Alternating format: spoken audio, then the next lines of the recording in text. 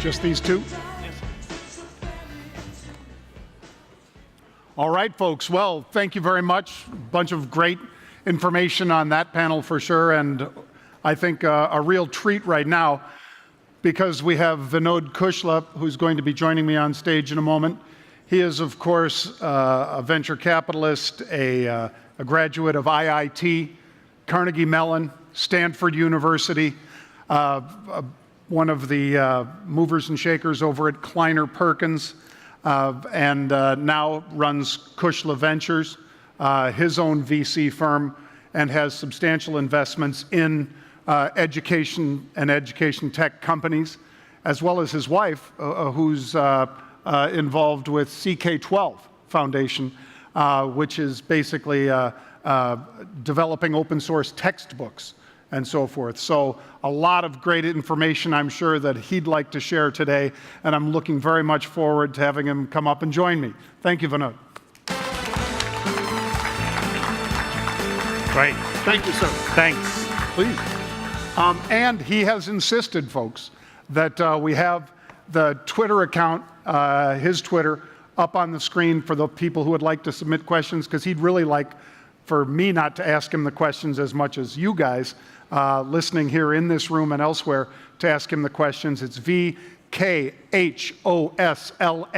So @VKHOSLA. And they'll be coming in, streaming into us then, I hope, sir. Twitter questions are backup for bad moderators. Yes, very much so. Just kidding. No. And in fact, I'm only here because Mike Moe insisted I come. And so I said, I'd love to, Mike. So I said, Mike's a friend. And he said, no, John, I'm a good friend. And I said, a good friend, how do you define that, Mike? And he said, well, John, a friend is somebody who will help you move. A good friend is somebody who will help you move a body. So that hasn't been called upon for this trip, but if it is, I'll be ready for it, Mike. Thank you.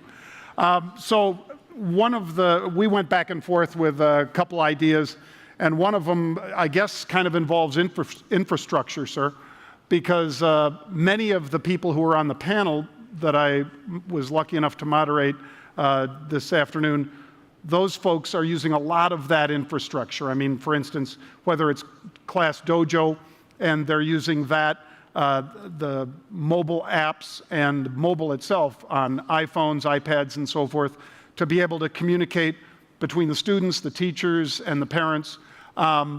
What impediments do you see out there to technology? If you see, I mean, is infrastructure now at a more robust point to where it can facilitate this? Yeah, let me start with the perspective. When I heard the previous panels, what was clear is people have this view or religion about a type of education, higher education, liberal arts education, which I've never quite understood, competency-based education. You can come up with your favorite phrase. In fact, what has happened over the years is the world has diversified so much that the kinds of education you need has splintered into lots of specialties. You still need the philosophers of the world, though, and you still need lots and lots of science and technology and other kinds of stuff.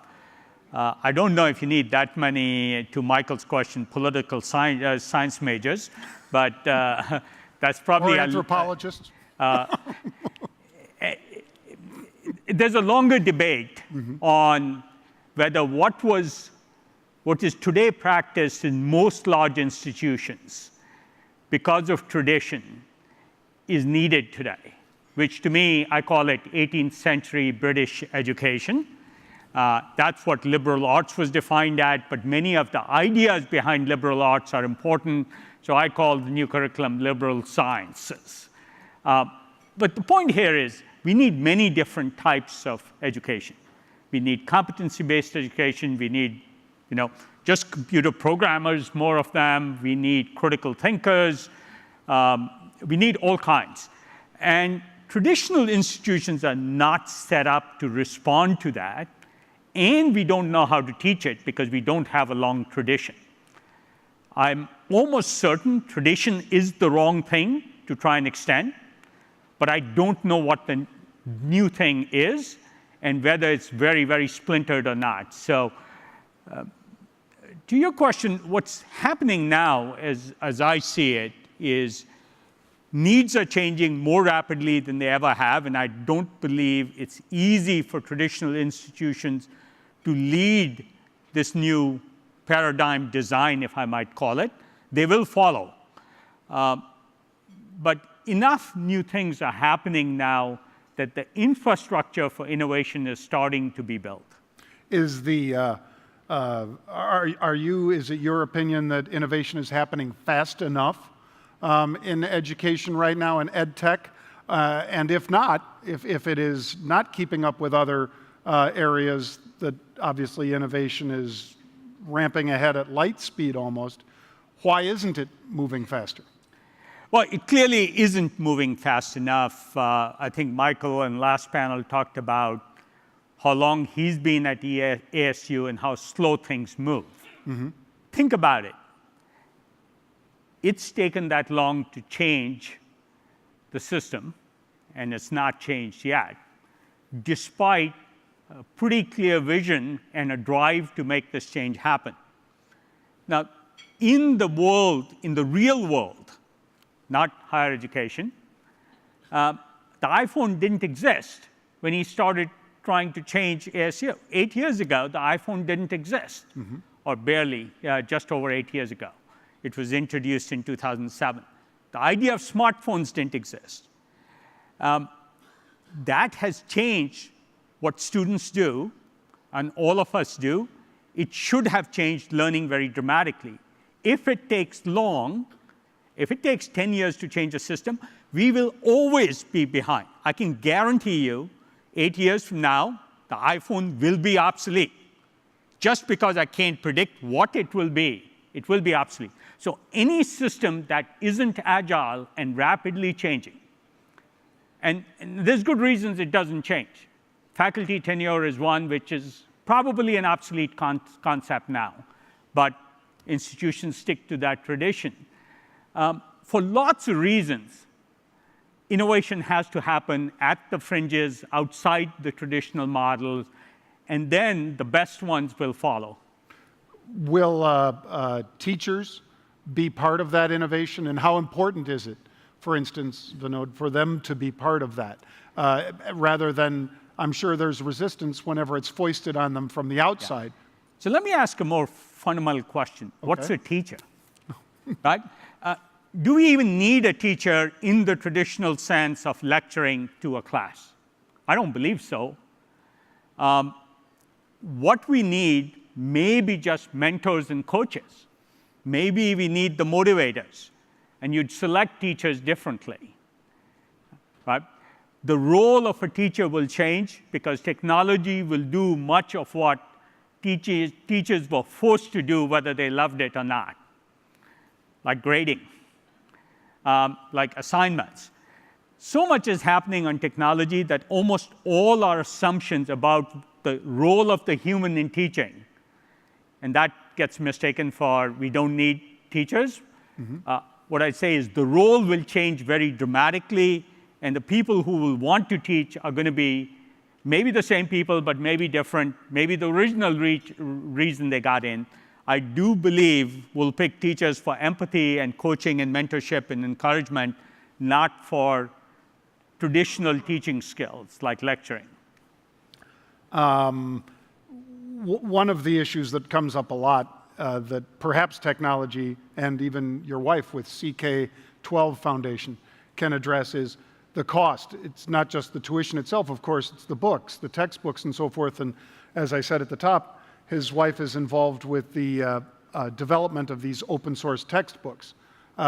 What can you tell me about how that is progressing and what resistances you're running into? So, what I would say is the goal for CK12, if I can describe that, was to start with open source text material. the McGraw-Hills, despite talking about innovation, want to preserve their business model. They don't want to be out of business. But all of, at least, and CK12 addresses through high school content, should be free. There's no reason to change the font or the paragraph number and charge again for a new textbook. I remember when my wife started CK12, she showed me an algebra text from the 1800s that had the same equations you're trying to solve as today's textbooks. It just, the font was different. Right? It hasn't changed. It should be open source. It should be free. But more than that, you don't need one textbook. There's a student who's a textual kind of learner. Another may be a visual learner. They might actually prefer a different style of learning. Another may be much more interactive, may like to interact through simulations, or watch a video, or just try exercises and learn by doing and making mistakes. Assessment, all that will be part of the live textbook. CK12 calls them flexbooks. But here's the fun part. There's only about 2,000 to 4,000 concepts in high school learning, if I might, that students have to learn. Some would say less, but it depends on how finely you divide them up. So CK12 started by authoring all the content for all of those and making it free. But the fun part is, first, it's modular, so you can assemble it to your needs. A teacher teaching in the environment in Arizona will want to use different examples than one in Washington State, let alone one in Kenya. But more importantly, over 100,000 pieces of content have been authored by people who are passionate about how to explain what carbohydrates are. Right? That gives a real richness to the content. Some will show molecules and how they behave and how various components and various atoms in there behave. That is not possible if you're centralizing all this. It's very possible if passionate teachers create this content, add it to a library that's free, available to everybody else. This is why textbooks are obsolete. But you can't even separate textbooks from learning. Right? Textbooks lead into learning. They lead into things like assessment and exercises and all. And CK12 is going further and saying, if Netflix can recommend the next movie you might like, how about recommending the next problem that is appropriate for you based on what you've done before and what we know you've done well at and poorly at? So that kind of expansive library. But what's interesting to me about that is all that is great. But then, coming back to your original question, what role teachers will play, a teacher can then take this stuff. There's 10 ways to teach 2,000 concepts or 20,000 things he can assemble, and he can experiment. He can try his own way of teaching for his class, maybe even on a per-student basis. Right? If I give you problem 5.2 to do, it may be different for John than it is for Henry, because they're at different levels. So I think that kind of adaptation, that kind of personalization is going to be very important. I think the usual conventional wisdom you hear, what do? Make the class size smaller? I don't buy any of those. I've seen very little from ed departments at various universities that's actually relevant to how I think innovation will happen. You have, as I said, invested in a number of educational companies. You guys can see them online. If you go to Khosla Ventures, you'll see a whole bunch of companies in a variety. I mean, there must be 70 companies, not just in education, but you must have 70 companies that you're invested in, you and your investors that you champion. The educational space is one of the largest of all of them that you're in. I mean, there are so many different ones in there. What makes something interesting to you in education as far as an investment? Yeah, The so foundation is one thing with your wife, then what about companies that need to be able to survive? I'll give you an example of an investment. I think Pooja spoke earlier. Company is called Piazza. Okay. What's interesting to me about Piazza is it really enables peer group learning. And I was interested in investing after I discovered that. And Piazza is something that's given to professors to share with their class. It's this, I'll call it a forum where students can ask questions, get answers from the professor, from their peers. They can discuss things. It's very much forum-like. And it so happens that because there was a lot of usage at Stanford, my son had taken 3 classes on it.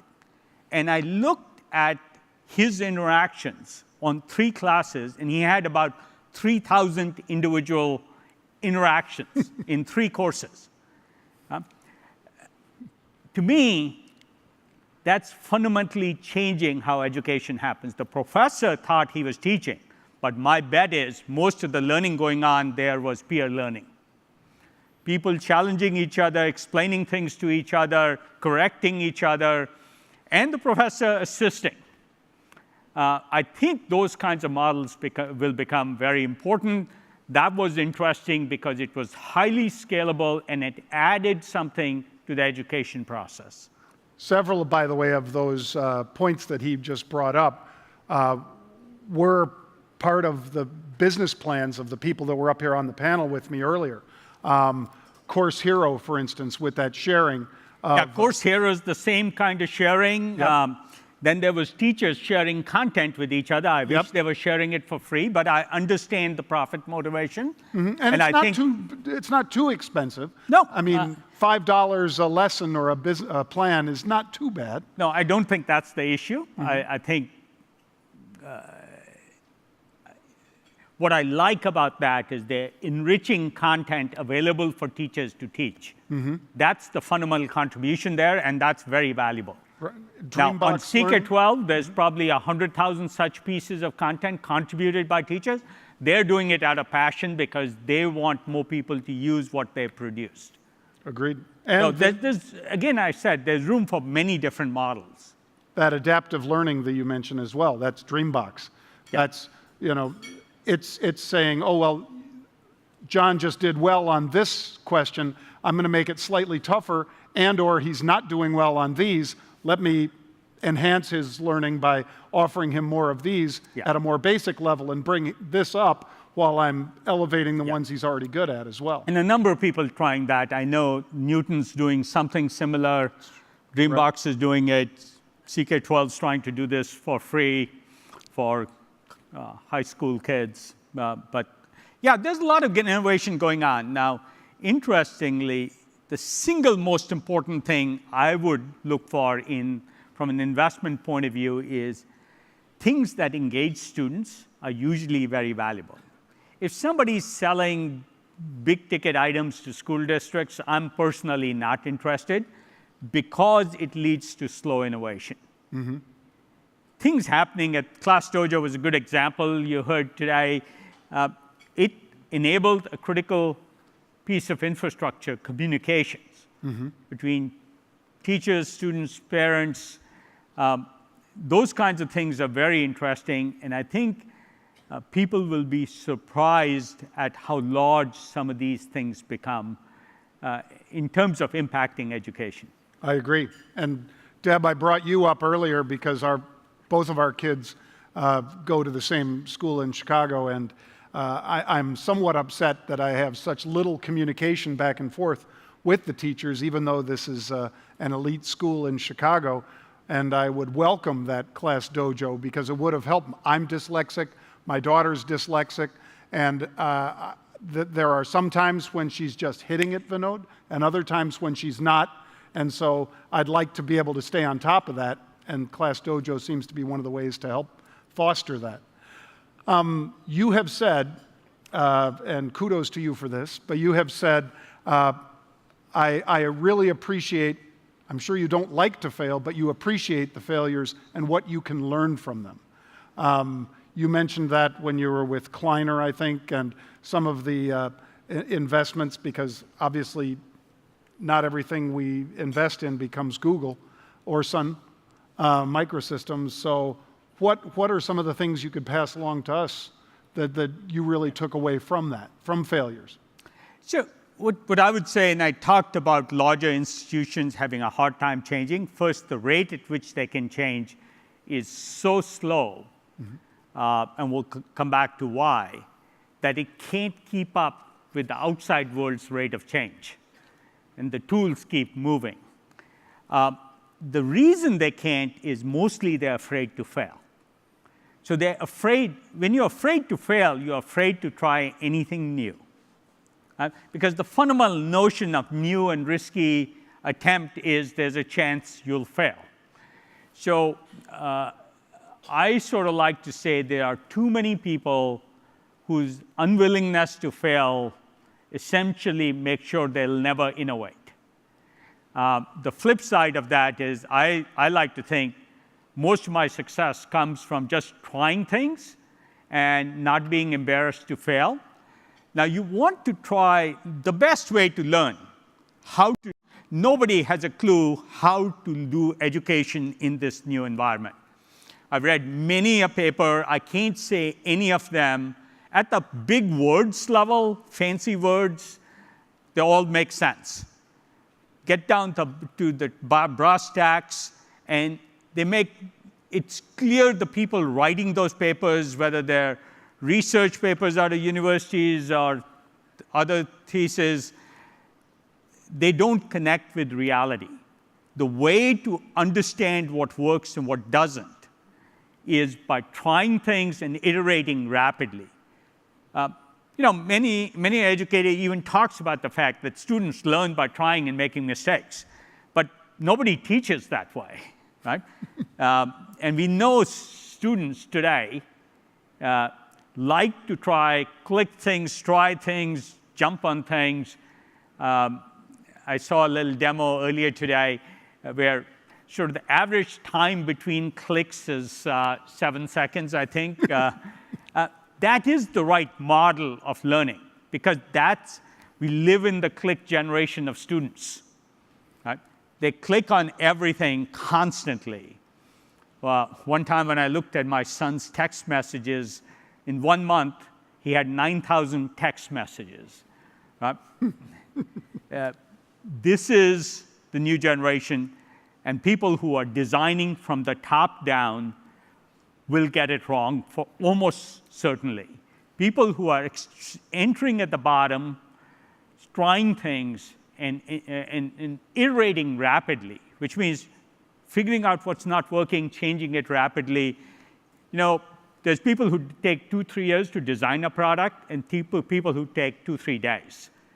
2-3 days results in fast evolutionary learning, and that's sort of what's really, really exciting to me about the new stuff that's happening and why it might change education. As an investor in education, we had a great discussion last week, folks, with Jeffrey Sonnenfeld from Yale. And Jeff, they liked it so much they extended it over, which network television rarely does that.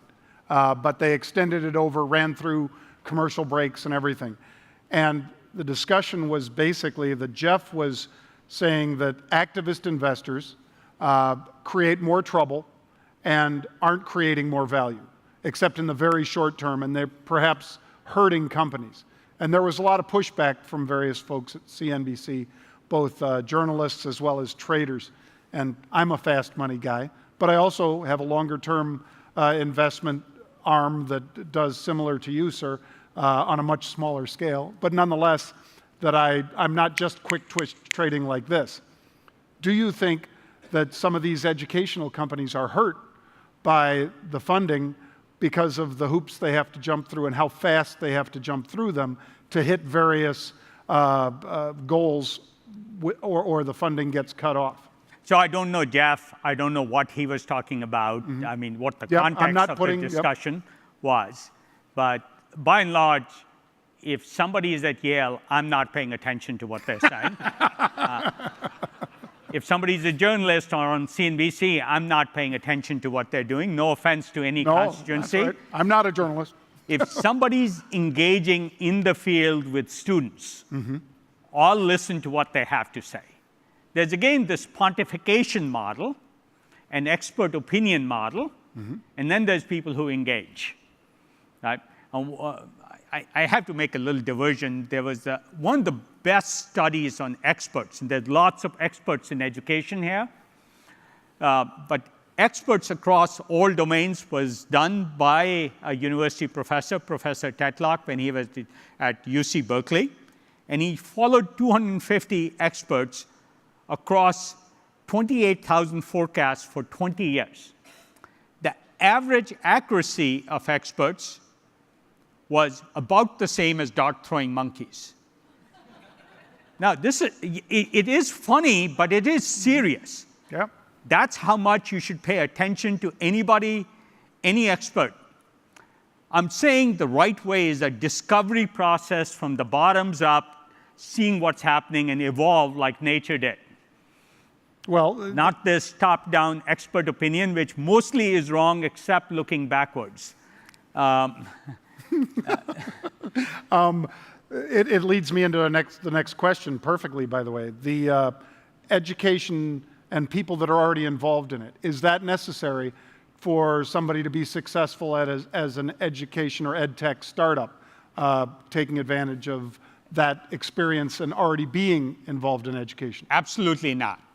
But let me qualify that. All right. If you're an experienced educator, you have a lot of experience, which, by the way, is exactly the same thing as biases. You have a lot of biases, which generally work, and most of those biases are good biases if the world is the same tomorrow as it was yesterday. So that's experience and generally relates to bias, and it's pretty good when the world changes slowly and when tomorrow's like yesterday. Usually, if you want to change things, experience does not help. I was just reading an article yesterday that you had that panel on unicorns. 75% of the unicorn companies were created by people who had no experience in the field they were entering. None. Elon Musk didn't know anything about building cars, and people said it's a very complex business. Jeff Bezos knew nothing about retailing. So it was an interesting article. The Uber guy didn't know anything about limo or taxi services. Or Airbnb people know about hotels. The point is, you start to make too many assumptions when you're from an area. So most innovation happens from the outside at the fringes and then grows exponentially to be dominant in all these areas. Having said that, innovators make a lot of mistakes because they know nothing about the areas they're innovating in. They're learning rapidly through interaction, but it helps a lot if they get people from the domain involved. So if I were doing an education startup, I think the chances of a chancellor at a university doing a successful startup approach zero. But somebody like that could add a lot of value to a 25-year-old saying, I want to do this differently because I want to engage students and I know what other students my age want to do.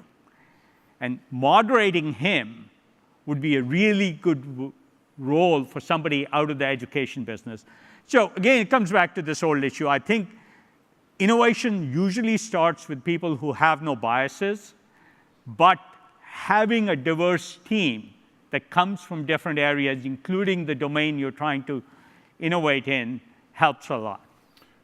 Classic example, and we talked about this when it was happening, luckily, on Fast Money. When Stephen Jobs created the Apple stores. No experience at all in retail. He did grab a guy from Target stores, I believe, Ron Johnson. But Steve, being Steve, pushed his vision onto Ron, and Ron had some input, but it was almost all Steve, it seemed like. He was just kind of taking that university chancellor or whatever and taking some advice from him, but saying, this is what I think people want for the experience to sell these iPhones, to sell iPads and so forth. They need, and then they created the expert bar, which up until that point, I'm sure stores had people that more or less had done that, but they didn't have it as part of the culture. Yeah. And he said, I'm going to make this part of the culture. I want to make one more comment. For people, since there's a lot of people out of ed tech, first thing I'd say, I know very little about education. There's many experts here. I don't want to discourage you from innovating or starting your own company. I do want to say, if you decide to do this, try and discard everything you know and start from first principles. Not this is the way X or Y is done, but causally start from first principles and think up, and try hard not to let everything you know work influence you too much. Will technology ultimately bring down the cost of education? We've had one example already, that open source textbook that your wife's involved with, CK12 Foundation. That is one example, obviously. There will be a bunch of others, and some of the innovators that are here at this conference. Do you think it will bring down the cost? So, I have this unconventional view that the only way to improve the quality of education is dramatically reduce the cost. If we cut all budgets in half, I think the quality of education in 10 years will go up much more, because we'll have to shake up the institutions. We'll adhere to the adage, a crisis is a terrible thing to waste. Rahm Emanuel. Yes. Actually, there was an economist who first used it. Rahm may have... Rahm borrowed it? Yeah, borrowed it. Okay. I borrowed it liberally. But in the end, if you really want to do personalized education for a student, you can't do it with a human teacher. I saw a project out of Notre Dame, and I've seen many attempts at this. If you're working in front of an iPad or a computer as a student, the system knows how you're feeling. They do this for advertising already. They know every facial expression. They know whether you're puzzled, whether you're bored, whether you're tired, whether you're engaged, whether you're not. Why not adaptively change the next problem or the content, or pivot away from what's boring you into something more interesting? Why not? Google knows how to build up a history of everything you do on the net, so you're more likely to click and only give you the things you're likely to click on. Well, why not do that with students when they're learning? Keep them engaged, right? We know people can be very active in Facebook, but they spend their time on a lot of useless stuff. Yeah. And I shouldn't call it useless, because that's a value judgment. It's what they find most productive for themselves. But you could do the same with education. I actually think peer learning is one of the most underutilized resources in education, and peer learning may be more important than teacher-based learning. Coursera will be happy to hear that. Yeah, though Coursera has sort of been this long-form video model instead of this 7-second model that was first discovered by MTV about what kids paid attention to. Right? Attention spans are very small. So I'm optimistic all this will happen. Out of every 100 things attempted, one will become significant. I know it's time to wrap up, but just because something is improbable doesn't mean it's unimportant. I can almost see all the probable stuff is going to be marginal innovations. Some improbable will be the big, big breakthrough. We just don't know which improbable. So I pay a lot of attention to the improbable approaches and try and focus on those. And that's where the real success is, both in impact to education, as well as people who build successful companies in the education space will come from. All right. Well, with that said, folks, I appreciate all of your time. I certainly appreciate yours, Vinod. Thank you so much today. Thank you, folks, and we'll get back on ASU GSV.